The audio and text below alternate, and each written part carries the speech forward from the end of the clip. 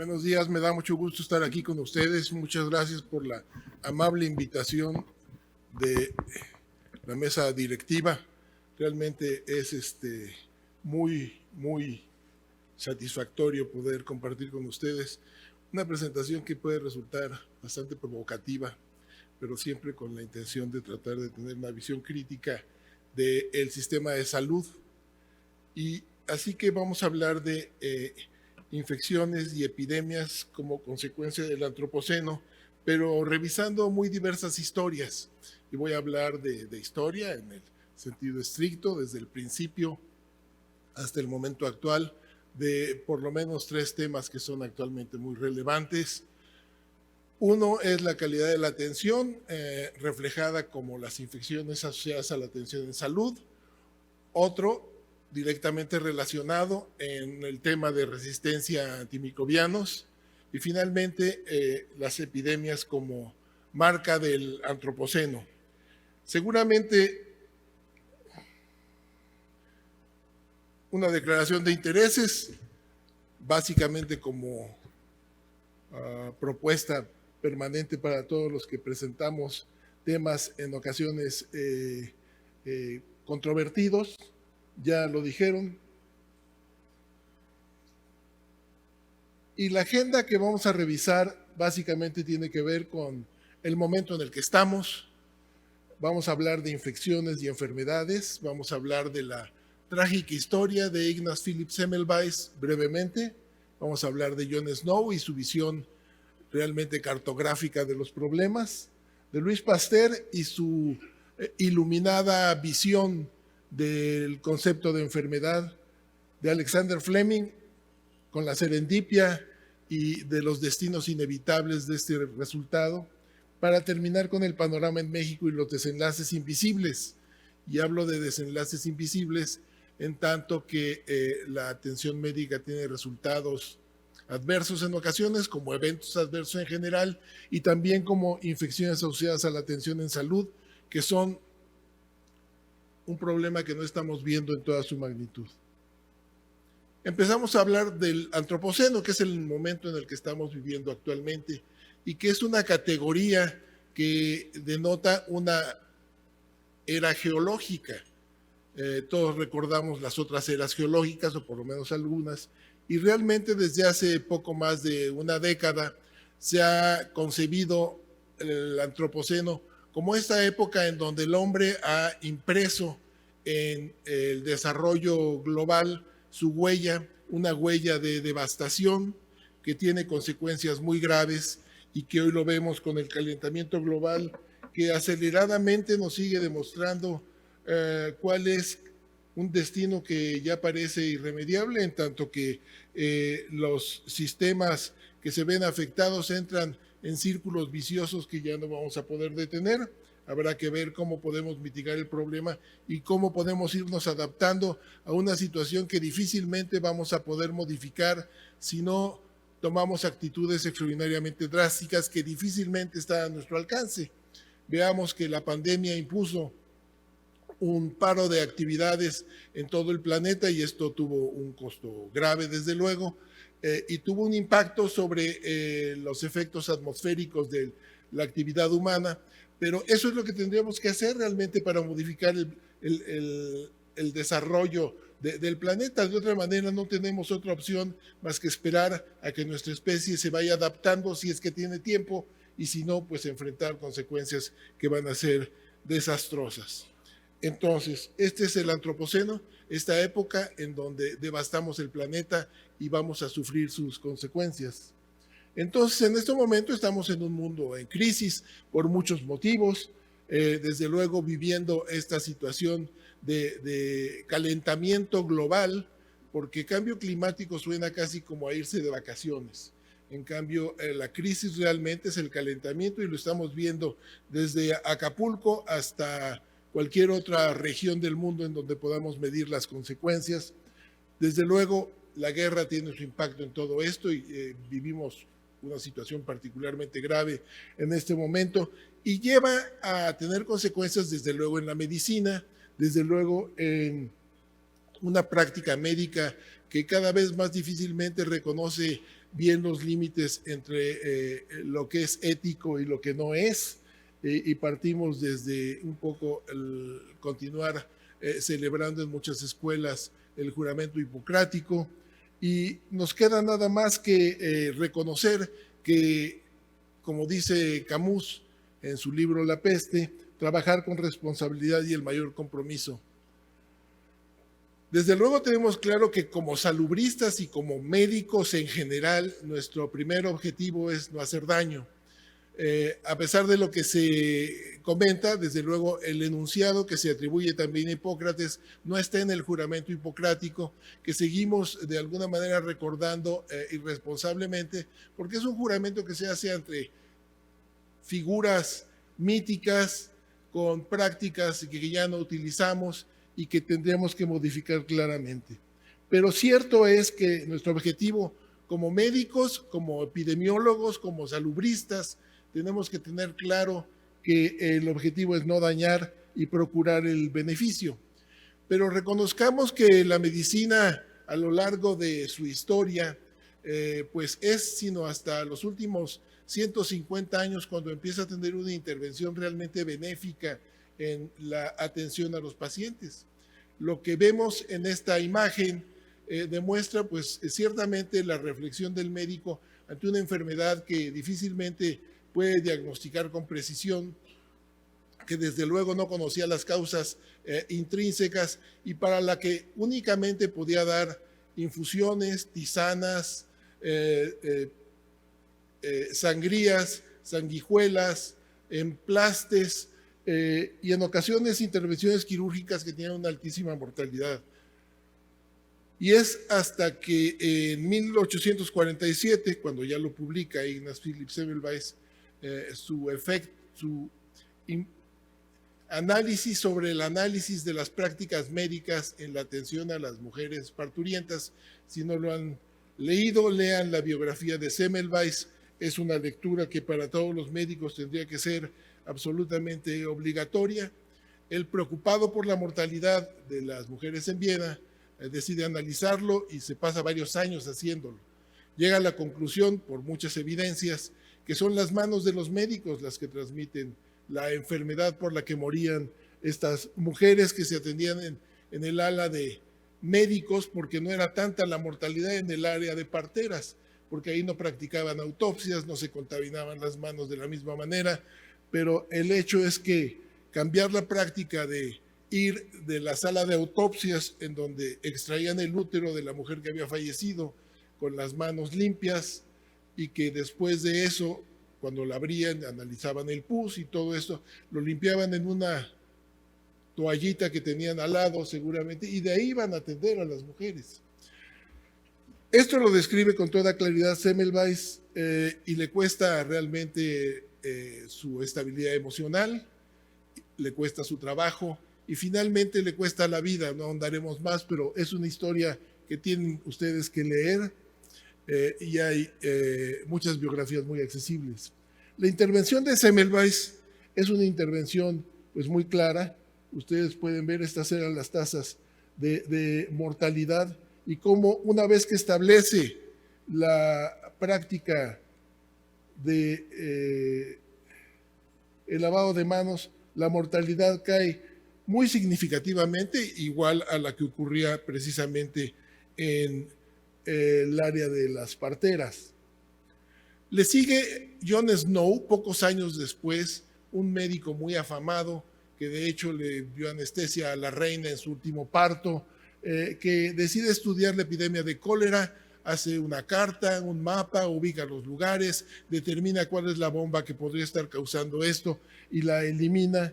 Y todo esto permite ir definiendo con claridad el concepto de prevención, medidas que se toman para que un evento o suceso negativo no ocurra o que los daños que son irremediables sean menores si no se pueden evitar. Y esto es importante, los médicos en general lo entendemos con claridad.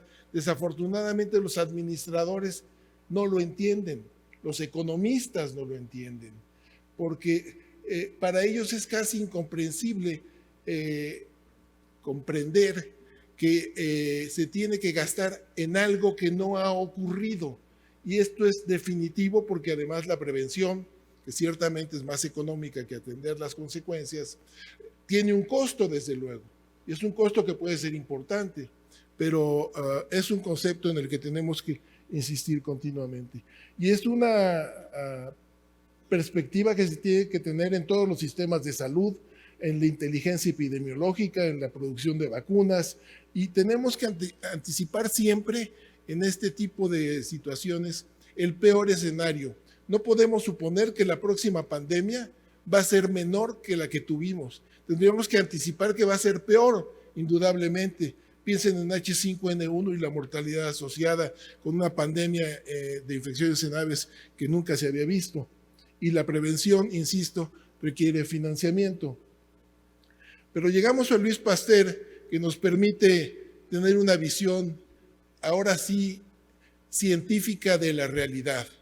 Las enfermedades tienen una causa y esa causa son estos pequeños microorganismos que denominamos bacterias y que él, con su extraordinaria capacidad, Pasteur era químico, pero era un personaje extraordinario en su capacidad de análisis.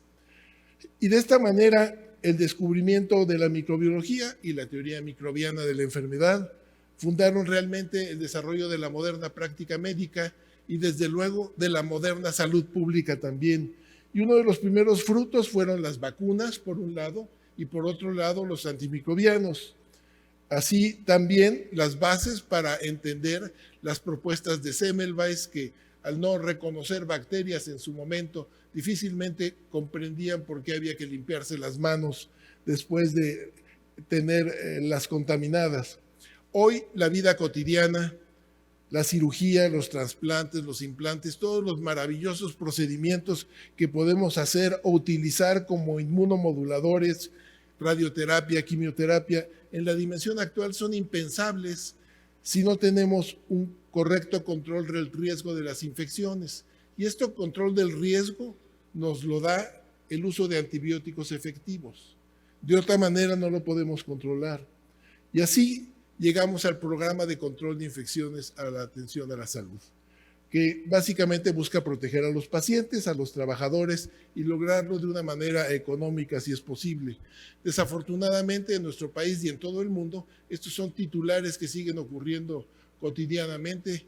Muertes, aquí hablamos básicamente de muertes en unidades de atención de cuidados intensivos neonatales, pero son muertes invisibles y este es uno de los elementos provocadores de la plática.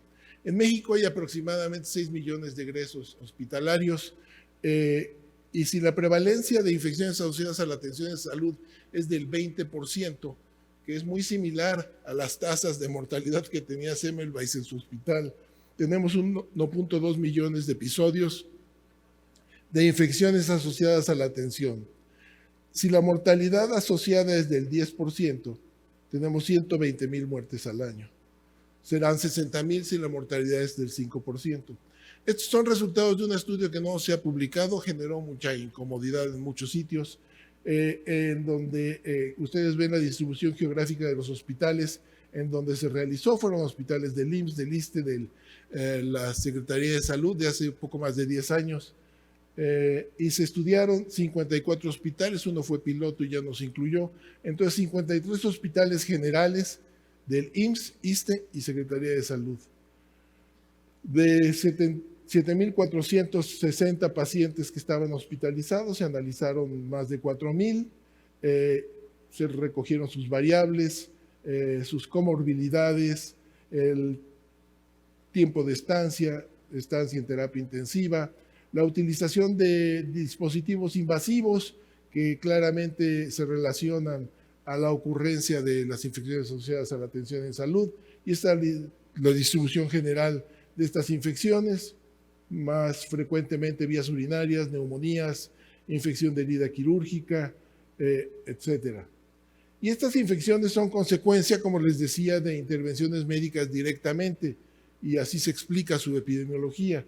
Infecciones urinarias se relacionan a intervenciones del tracto urinario, desde sondas hasta cirugías, bacteremias a líneas intravasculares, sitio quirúrgico es evidente, neumonías, apoyo ventilatorio, diarrea al uso de antibióticos. Y la prevalencia que se encontró en ese estudio, un estudio muy bien diseñado metodológicamente, fue del 20% en general, 21% en global, 21% en Secretaría de Salud, 21% en IMSS y 22% en ISSSTE. No vamos a entrar en más detalles, pero si ustedes extrapolan la mortalidad de una y otra enfermedad, aquí tenemos los resultados del INEGI para 2022. Las 3 primeras causas de enfermedad son del corazón, diabetes mellitus, tumores malignos y otras. Pero si calculamos la mortalidad asociada directamente a las infecciones asociadas a la atención en salud, que evidentemente ocurren en estos pacientes diabéticos, cardiovasculares, etcétera, la causa directa de la muerte son estas infecciones. Una prevalencia del 20%, representan 1.2 millones de episodios de infecciones asociadas a la atención. Insisto, podrían representar entre 60,000 y 120,000 muertes al año, que entonces coloca las infecciones asociadas a la atención en salud como la segunda o tercera o cuarta causa de muerte en el país. Pero vayamos todavía un poco más allá. La doctora Jiménez Corona hizo su tesis sobre eventos adversos no infecciosos, que no están incluidos en estas tasas y que tienen por lo menos la misma prevalencia que las enfermedades infecciosas adquiridas en los hospitales. La atención en salud podría representar en sus consecuencias deletéreas la primera causa de muerte en el país. Y explica este tipo de noticias que aparecen en los periódicos y que muchas veces son el primer aviso que tiene el director de un hospital de que tiene una epidemia en su unidad de cuidados intensivos. Y estas causas de muerte y los años de vida perdidos podríamos reajustarlos realmente de acuerdo a las tasas de complicaciones derivadas de la atención médica y en donde, por ende, la prevención sobresale, porque todas estas causas de muerte son evitables con intervenciones puntuales preventivas. Llegamos, en consecuencia, a la atención médica hospitalaria y ahí a las infecciones, y ahora llegamos a los antibióticos y a la serendipia, que le permitió a Fleming encontrar unas placas de Petri en donde había un crecimiento anómalo y evitaba el desarrollo de las colonias de Staphylococcus aureus, y eso le permitió identificar la penicilina y descubrir entonces el extraordinario poder que tienen los antibióticos y cómo modificó completamente el panorama de la epidemiología en el mundo. Y este poder que disminuye la mortalidad de manera extraordinariamente importante, como estamos viendo ahí en esas tasas que se ven hasta la derecha, neumonías disminuyó 25% y más en los otros rubros, nos permitió tener una vida pues ciertamente tranquila. Realmente la infección en términos generales no representaba un riesgo en nuestra vida, pero las bacterias nos antecedieron en el planeta y seguramente nos sucederán mucho más allá después del calentamiento. Tienen una extraordinaria capacidad para desarrollar mecanismos para evitar el efecto de los antibióticos porque han estado expuestos a ellos por miles de millones de años y tienen desarrollos que impiden el ingreso de los antibióticos, de las moléculas, o los expulsan, o secretan enzimas que los inactivan, y o modifican su propio metabolismo, y de esta manera prevalecen a pesar de que haya una cantidad importante de antibióticos en el medio. Para tener una mejor claridad de lo que ocurre en nuestro país, desde hace varios años estamos haciendo un seguimiento de los aislamientos en una red de hospitales que ya nos permite tener en aislamientos de sangre un conjunto de pues casi 40,000 muestras en donde para hemocultivos en gram negativos tenemos resultados en E. coli de más de 10,000, en gram positivos de 7,000, en urocultivos más de 200,000 resultados, y esto nos permite tener un panorama de cómo está la resistencia en el país, en diferentes regiones, Y vean ustedes, aquí en números rojos les marco cuál es el nivel de resistencia a ampicilina, el 90% casi, a cefalosporinas de tercera generación, bacterias que producen beta-lactamasas y las inactivan, más del 66%, y ciprofloxacina, casi el 70% son resistentes. Lo mismo ocurre para gram positivos, pero en un grado mucho menor. Y esto es interesante porque es notablemente diferente a lo que reportan otras regiones del mundo. En urocultivos, nuevamente, y estos son básicamente un reflejo de lo que ocurre principalmente en la comunidad, ya no en el hospital, porque la gran mayoría de los urocultivos provienen de sitios que obtienen muestras no hospitalarias, pero las resistencias son similarmente muy altas. Y vamos ahora a la bacteriología. Estos son los principales microorganismos aislados en la robe y hago referencia a Escherichia coli particularmente, que es el patógeno más frecuente y que a nivel global es el que tiene la mayor mortalidad asociada de acuerdo al desarrollo de resistencia en prácticamente todo el mundo. ¿Cuáles son las implicaciones de tener estos niveles de resistencia? Que lo que utilizamos para controlar un evento programado, una cirugía, una operación por apendicitis, una urgencia, la fractura expuesta en un accidente de uno o más miembros, todo eso se va a modificar. Los riesgos de colocar un implante, una prótesis de cadera, de colocar una cánula en el cerebro, de poner una válvula en el corazón, todo eso en ocasiones será desde luego mucho más complejo, más costoso y con más riesgos.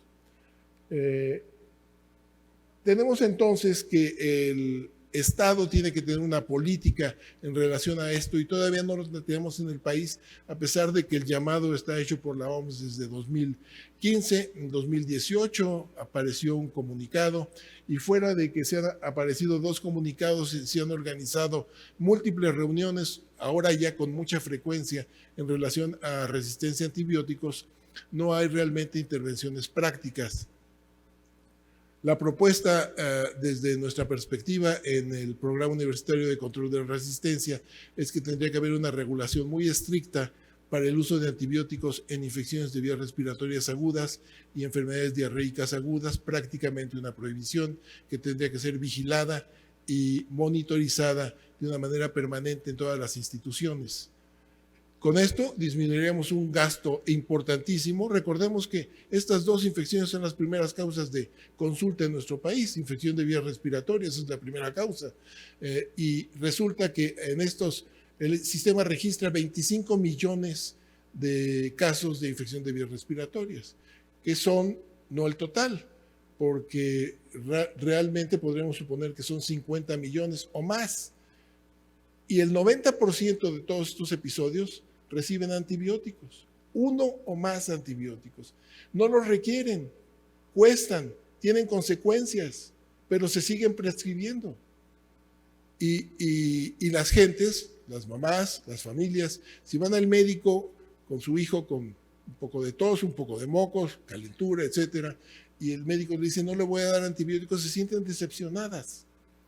El problema es muy complejo y a la misma manera muy simple. Tenemos que educar a la población y tenemos que tomar una normatividad muy estricta para vigilar esto y de manera muy importante disminuir nuestro consumo de antibióticos hospitalarios, aunque también vale la pena destacar que el rubro de consumo de antibióticos médicos no es el mayor.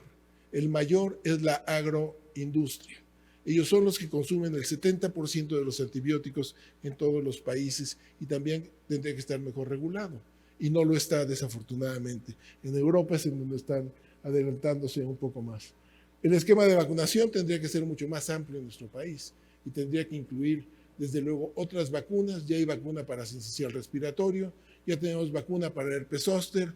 Tenemos que incrementar nuestro gasto en la prevención. Esto es prevención en el mejor sentido de la palabra. ¿Y tenemos que gastar más? Sí tenemos que gastar más. Porque el momento nos impone una serie de riesgos extraordinariamente importantes. Estamos viviendo hoy ya las consecuencias de la pandemia de COVID. Afortunadamente terminó, muy clara y realmente magnífica la presentación que hizo la doctora Oliva López de las intervenciones durante la pandemia. Realmente el desarrollo en nuestro país fue sumamente complicado y fue particularmente complicado, y lo vamos a ver con claridad en la última lámina que voy a presentar, porque nuestro sistema de salud realmente es paupérrimo, y ha sido paupérrimo desde hace más de prácticamente 40 años. Hemos estado en el último lugar de la fila prácticamente en todas las clasificaciones. Y entonces, como ejemplo, tenemos la viruela símica, que llega después de que había iniciado el COVID y que nuevamente a todo el mundo lo toma desprevenido. La evolución de la resistencia, que es una pandemia que claramente se reconoce, pero en donde no se interviene. Las enfermedades relacionadas con el cambio climático. Apenas leía un reportaje sobre coccidioidomicosis en el norte de nuestro país, el suroeste de Estados Unidos, que está creciendo de una manera impresionante. La influenza aviar, H5N1, que ha causado pues millones de muertes, ya no solo en aves, sino también en mamíferos, y que representa un riesgo permanente para tener un problema ciertamente muy grave. Ya voy a pasar estas que las conocen muy bien, que son de COVID y vacunación, para tener en cuenta que todo lo que aprendimos durante la pandemia tendríamos que mantenerlo de una manera continua, desde la higiene hasta los cubrebocas en algunas épocas y en algunas circunstancias. Esta es una gráfica que recién ha aparecido y es de la Organización para el Desarrollo Económico. Ustedes vean la gráfica del lado izquierdo, las tasas de mortalidad, de enfermedades, perdón, ¿no? De enfermedades evitables. Abajo es el gasto en salud per cápita de todo este grupo de países, y realmente México es el que está a la cabeza en muertes evitables y también con uno de los gastos más precarios en todo ese sistema de países. Y recordemos que México tiene una economía que lo sitúa entre el 12, el 13 de todo el mundo. Este es un tema que ustedes, especialistas en salud pública, tienen que tomar en cuenta. Espero que no haya sido demasiado provocador todo lo que he dicho. Les agradezco mucho su atención. Muchísimas gracias.